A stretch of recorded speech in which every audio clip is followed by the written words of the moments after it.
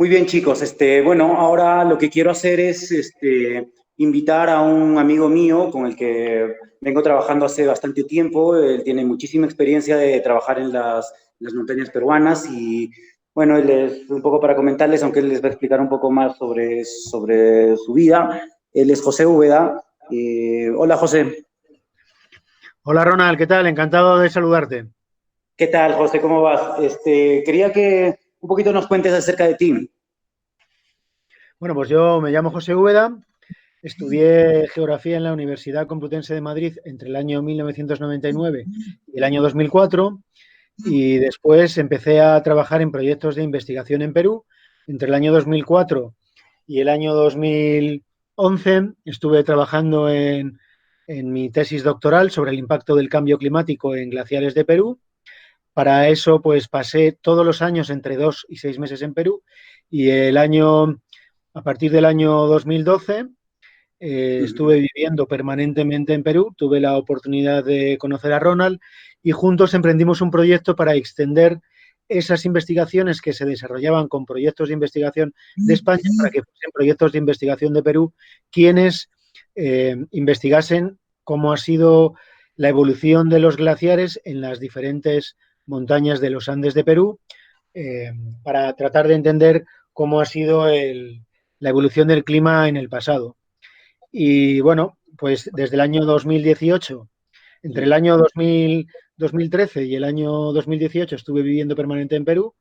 Tengo nacionalidad peruana desde el año 2018 y desde 2018 soy profesor investigador en la Universidad Complutense de Madrid, aunque todos mis proyectos de investigación y mis colegas de investigaciones están en Perú.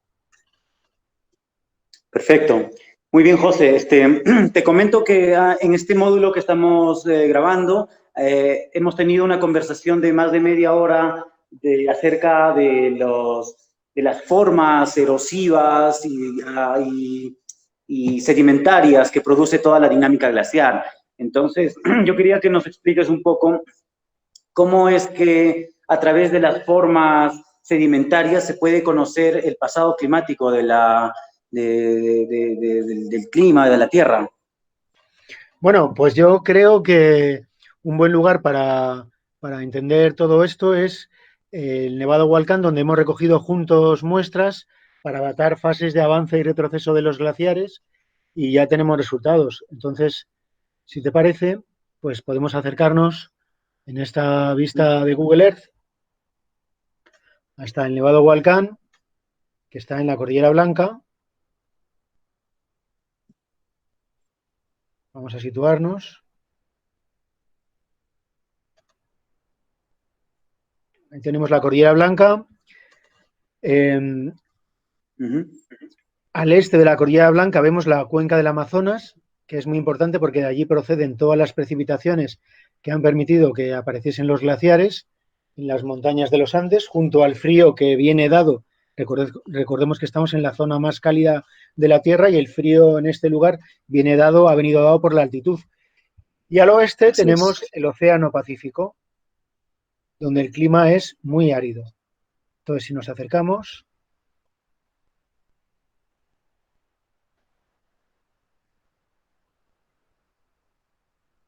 vamos a mover la vista.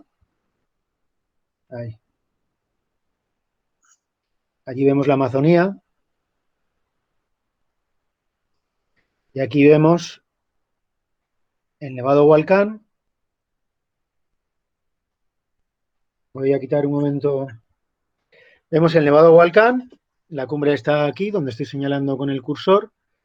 Estos son los glaciares actuales y podemos ver, como habéis visto en clase, los glaciares cuando avanzan, pues tienen la capacidad de...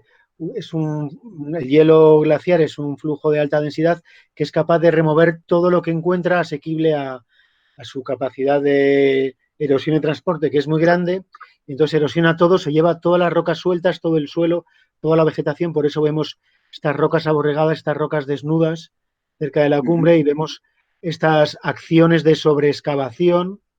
Como habéis visto en clase, los glaciares hacen dos acciones: sobreexcavar, hacen acciones de sobreexcavar y luego hacen acciones en detalle de pulimento glaciar. Y bueno, pues entonces Lo que hemos hecho ha sido, primero cartografiamos con Ronald, cartografiamos las morrenas generadas por el avance de los glaciares que, como si fuese un bulldozer, empujaron todas las rocas y las depositaron en los márgenes de su máximo avance. Aquí tenemos representadas la cresta, la parte más alta de morrenas, diferenciándose diferentes fases por los colores. Y entonces en cada una de esas morrenas recogimos muestras que están indicadas, muestras de bloques morrénicos, están indicadas en colores azules, y luego recogimos también muestras de lechos rocosos pulidos. Lo que hacemos es medir las variaciones químicas producidas por la radiación cósmica en la superficie de las rocas, de tal manera que cuando datamos un bloque morrénico estamos viendo cuánto tiempo lleva ese bloque expuesto a la radiación cósmica, es decir, cuando el glaciar avanzó y depositó el bloque encima de la cresta de la morrena. Y cuando datamos un lecho rocoso pulido, el lecho sobre el que fluía el glaciar, lo que datamos es cuánto tiempo hace que el hielo se retiró y dejó que la radiación cósmica incidiese sobre la superficie, produciendo esas variaciones químicas. Entonces, bueno, pues aquí en Hualcán se ven diferentes fases y, bueno, pues tenemos fases más viejas, cuando los glaciares, antes de que existiesen estos valles que vemos aquí erosionados, los glaciares circulaban por la vertiente de la montaña y descendían por aquí, por donde estoy señalando, y dejaron estas morrenas que tenemos aquí. Posteriormente, los glaciares retrocedieron y volvieron a avanzar excavando todo este gran valle que tenemos aquí, formando estas morrenas. Rellenaron completamente estas morrenas que vemos, nos indican las dimensiones del glaciar que rellenaba completamente el valle, y desde ese momento, que es el último máximo glaciar, hace más o menos unos 30.000 años, los glaciares empezaron a retroceder, y lo que ha ocurrido es que los glaciares retrocedían hacia el área de cumbres y luego volvían a avanzar, depositando morrenas más cerca del área de cumbres, con glaciares con menor espesor también, como esta segunda fase que vemos aquí. Luego volvieron a retroceder, depositaron estas otras morrenas y luego el último avance de los glaciares ha dejado estas morrenas cerca del frente actual de los glaciares. Y bueno, si activamos la capa con las edades, pues podemos ver, hay muchas edades, pero más o menos estas morrenas, estos avances que ocurrieron antes de que se formase este valle, son avances hace 100.000 años antes del último ciclo glacial y hace 60.000 años ya dentro del último ciclo glacial, pero antes del último máximo frío, el último máximo glacial ocurrió hace 30.000 años. En ese momento los glaciares estaban rellenando todo este gran valle que vemos aquí, al suroeste del Hualcán. Luego los glaciares ya empezaron a retirarse y hace entre 17 y 15.000 años generaron estas otras morrenas que vemos aquí. Tenemos que imaginarnos los glaciares descendiendo por las montañas hasta estas morrenas. Los glaciares volvieron a retroceder y volvieron a avanzar hace unos 11 o 12.000 años hasta esta posición. Y luego finalmente los glaciares retrocedieron hasta posiciones seguramente muy cerca del área de cumbres, porque tenemos dos lechos rocosos pulidos que indican que los glaciares se retiraron de esta posición y de esta, están señalados en color amarillo, se retiraron hace unos 1.000, 2.000 años. Los glaciares estaban más altos que estos puntos amarillos, es decir, cerca del área de cumbres, y luego posteriormente, hace unos, pues más o menos en el año 1400, el año 1300, 1400, 1500 de nuestra era, en la pequeña edad del hielo, los glaciares volvieron a avanzar por última vez y generaron estas morrenas que podemos ver aquí y aquí abajo. Me parece interesante señalar, perdón, para terminar, me parece interesante señalar que todos estos avances los hemos correlacionado muy bien con episodios fríos del hemisferio norte. Es decir, cuando el hemisferio norte se enfría, llueve más en los Andes centrales y avanzan los glaciares en los Andes tropicales. ¿Qué me ibas a comentar, Ronald? Sí, me ha parecido espectacular la explicación que has dado y quería simplemente resaltar la importancia de la interpretación geomorfológica de campo y de gabinete a través de la fotointerpretación para poder reconstruir el clima del pasado. Y quería hacerte una pregunta. Estas, en este valle se tienen las dataciones, ¿verdad? Entonces, esto se puede extrapolar a otros lugares donde no hay dataciones, haciendo un reconocimiento geomorfológico o una comparación. Sí, claro. De hecho, contigo hemos ido a hacer muestra, a recoger muestras con un aparato que se llama el martillo Smith, que lo que miden es la alteración en la superficie de las rocas. Es decir, tanto más vieja es 49,5. la exposición de una roca o tanto más tiempo lleva un bloque en la cresta de una morrena, más han incidido 38. el intemperismo, el clima más ha alterado la superficie. ¿Cuántos Entonces, de esa llevamos? manera podemos extrapolar esas mismas dataciones a otros valles. Pero también podemos hacer una datación relativa. Por ejemplo, en estos valles que vemos al final de la imagen podemos ver estas morrenas en el volcán que estoy señalando, que son las morrenas de máximo avance, o estas que vemos por aquí, se correlacionarían, simplemente a simple vista podemos correlacionarlas por las dimensiones de los glaciares, de los avances glaciares, podemos correlacionarlas y deducir que son del último máximo avance glacial. Hay otro lugar, hay otros lugares aquí, por ejemplo, vemos estas morrenas que hay aquí también. En realidad podemos concluir que durante el último máximo avance, el último máximo glacial, climáticamente hablando, los glaciares en los Andes experimentaron su máximo avance y en la Cordillera Blanca llegaron casi hasta la parte más baja de los valles, casi tocando incluso el fondo del Valle del Río Santa, ¿no? Así es. Ajá. Muy bien. Eso es respecto al último máximo glaciar, pero tú comentabas de que hay unas evidencias geomorfológicas que muestran avances glaciares anteriores al último máximo glaciar. Son esas morrenas que están colgadas o cortadas por un valle. Sí, que podemos ver aquí y que contigo hemos identificado en otros lugares de los Andes. Sí. Podemos, si quieres ir, esta es la zona granítica, pero podemos ir a la zona más volcánica, ¿no? Ah, De los sí, Andes. sí, volcánica. Y ves Volcánica, aquí abajo, aunque también hay rocas sedimentarias, intrusivas, pero sobre todo predominan las rocas volcánicas en esa zona. Sí, sí. sí, ¿cómo se llamaba este nevado? El nevado ese es Heuliarraju. Claro, pues aquí podemos ver algo muy parecido. Los glaciares en las cumbres tienen unas dimensiones mucho más reducidas porque Sí. la topografía de las cumbres no permite que haya tanto glaciar. Mira, algo muy interesante. Una cosa es el nevado, que es la nieve, y otra cosa es los glaciares. Y aquí lo que vemos es Así. que como las cumbres son tan escarpadas como consecuencia de la erosión glaciar, pues casi toda la nieve que se acumula en este lado de la montaña, pues se cae en forma de aludes y alimenta unos pequeños glaciares que tenemos por aquí. Aquí sí que son más grandes, pero si nos alejamos podemos ver esas formas sedimentarias, esta morrena que tenemos aquí preciosa, enorme, ¿no?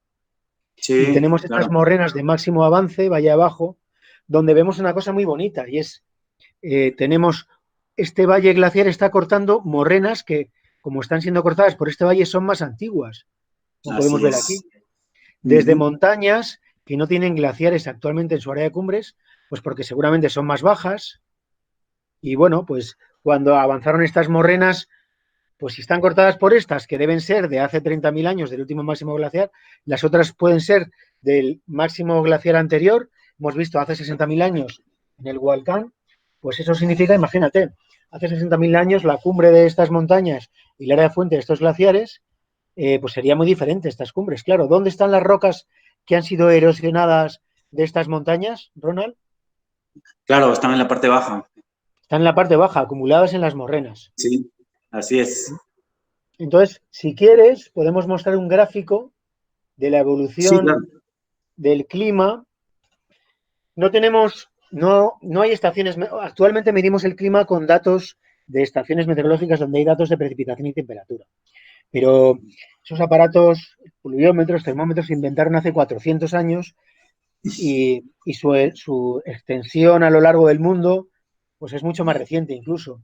Entonces, para ver cómo era el clima antes de, más allá de 400 años, más allá de la pequeña del hielo, lo que utilizamos son datos indirectos que denominamos proxies. Hay datos indirectos, datos proxy discontinuos, como los glaciares, que las dataciones que hemos visto nos muestran datos discontinuos en el tiempo. Pues hay una fase de avance hace 100.000 años, otra hace 60.000, otra hace 30.000, otra hace 16, 12.000. La pequeña del hielo, esos son datos puntuales, pero tenemos datos continuos de alta resolución, por ejemplo, deducidos de diferentes fuentes. Aquí tenemos un cronograma que va siempre que vemos un gráfico tenemos que ir a la parte inferior del gráfico y vemos que lo que hay en el eje horizontal son miles de años antes del presente. Es un gráfico desde hace 500.000 años o 400.000 años hasta el presente. Y luego en la escala vertical vemos 3 parámetros. Uno es la concentración de dióxido de carbono en la atmósfera, que es un gas de efecto invernadero, como sabemos, y es una variación muy pequeña entre 200 y 400 partes por millón. Aquí podemos ver que en los últimos 400.000 años siempre ha estado entre 200 y 400 partes por millón. Solamente en el presente está superando esas 400 partes por millón. Lo podemos ver aquí en la parte derecha del gráfico. El siguiente proxy es la anomalía de la temperatura, es decir, si vemos aquí el valor de 0 grados, aquí tenemos en el eje vertical, tenemos grados centígrados y tenemos desde el valor 0, que es el promedio de toda la serie, que está indicado con una línea roja, tenemos valores positivos hasta 2 y valores negativos hasta -4. Y vemos como la temperatura global del planeta ha ido oscilando por encima y por debajo del promedio de los últimos 400.000 años. Y luego finalmente tenemos el nivel del mar oscilando entre 0, el nivel actual del mar, y menos 120 metros del nivel. ¿Qué sucede? Pues que cada vez que cuando el clima era más frío, el hielo se acumulaba en la parte alta de las montañas y sobre todo en las altas latitudes, formando grandes casquetes de hielo como los que todavía se conservan en la Antártida y en Groenlandia, o en Norteamérica también había un gran casquete, o en el norte de Europa también, y entonces la retención de agua era tan grande que permitía que el nivel global de los océanos descendiese hasta 120 metros. ¿Y qué podemos ver en estos gráficos? Vemos visualmente que hay una correlación, ¿no?, entre los 3 parámetros. Cuando el nivel de gases de efecto invernadero ha descendido también la temperatura global del planeta y ha descendido también el nivel de los océanos. Conclusión: por causas naturales, las variaciones de CO2 a lo largo de la historia han provocado calentamientos y enfriamientos del clima. Cuando subía el CO2, el clima se calentaba, y cuando bajaba el CO2 o los gases de efecto invernadero en general, el clima se enfriaba. Y eso se ha reflejado también en el nivel global de los océanos. Más recientemente lo que tenemos es un ascenso muy grande del CO2, de los gases de efecto invernadero, que si quieres puede ser materia de discusión otro día, que bueno, se ha demostrado que está directamente relacionado con la emisión de gases de efecto invernadero de origen antrópico después de la revolución industrial, pero bueno, eso puede ser tema de otra conversación. José, yo quiero agradecerte bastante por estas explicaciones que han sido súper importantes, y quiero resaltar de que, por ejemplo, en este curso estamos en una etapa netamente conceptual para poder realizar mapas geomorfológicos a detalle. Entonces, yo quiero poner en valor de que estos mapas geomorfológicos no son otra cosa que el punto de partida para realizar otras investigaciones como las que estás explicando sobre dataciones cosmogénicas, o por ejemplo variaciones de la altitud de la línea de equilibrio de los glaciares, etcétera, ¿no? Entonces, para poder estudiar el clima. Entonces, yo creo que es súper importante la explicación que has dado, y bueno, simplemente quiero agradecerte y bueno, esperar con tu apoyo para otras veces que queramos consultarte cosas. Muchas gracias. Espero que en el futuro podamos un día mostrar tu trabajo en el Nevado Volcán y mostrar cómo, a partir de la reconstrucción de la altitud de la línea de equilibrio de los glaciares actual y pasada, hemos podido reconstruir cómo era el clima en el pasado. Así que bueno, por hoy pues muchísimas gracias por esta invitación y estaré encantado en participar en futuras conversaciones. Claro que sí. Muchas gracias, José. Hasta pronto. Gracias. Saludos a todos. Chao.